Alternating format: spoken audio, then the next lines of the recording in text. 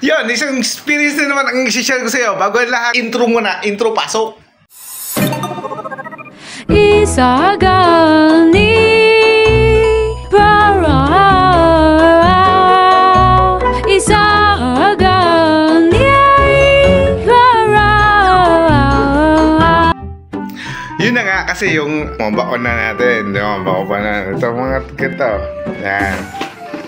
Yan o. Ito. Diba? Disposable yan eh. Pero ginagawa pa rin natin bawanan, diba? Yan. Tuturo ko sa inyo kasi, diba?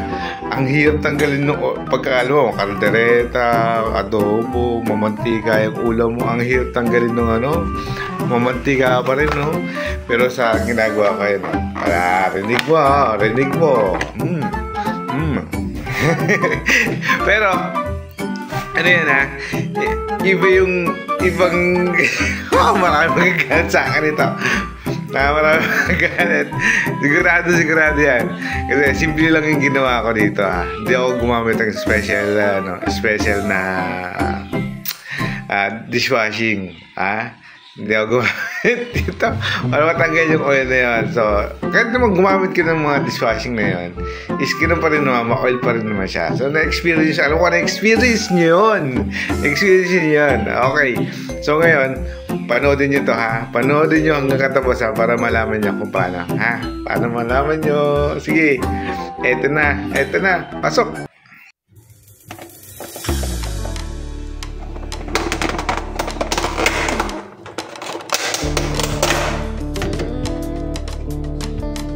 So yeah, kung makikita mo dito, moil pa rin yan ha? kahit na pinahugasan ko na yun ha.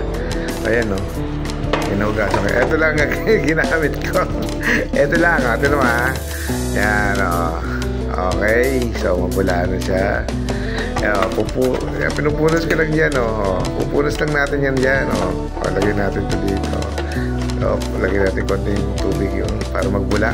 Yan ito mga ayan ayan so normal na paghuhugas lang, siyempre gaganyanin mo. Okay, gaganyanin mo siya, gaganyanin mo. Okay tignan mo yan, lahat ng sulok na may mamantika, siyempre lagyan mo ng sabunan mo yun para matanggal talaga. So mapapansin mo dito habang kinukuskus natin yan yan. As long as nasasabon mo yung loob, yung sulok-sulok, kuskusin mo lang ng sponge na may sabon lang para matanggal talaga yan. Ma-oil pa rin siya, mild pa rin. Saglit, wag ka mag-skip. Sayang naman kasi isipin mo simple lang naman pala. Hindi ganun na. May ginawa akong iba. So, panoodin mo ha. Tuloy mo yung pananood. Huwag ka mag-skip ha. So,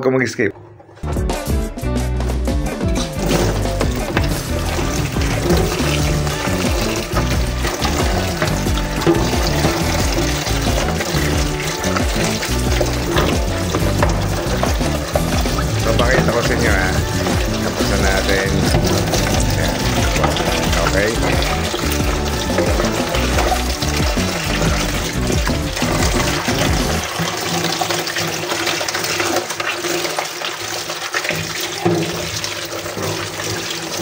Okay yan diba? Naugasan na. Check natin ha. Quality check. Uy, quality check. Uy. Yan. Diba? Ganda na. Wala na mantika. Dito kayo nadulas ngayon. Tingnan mo naman.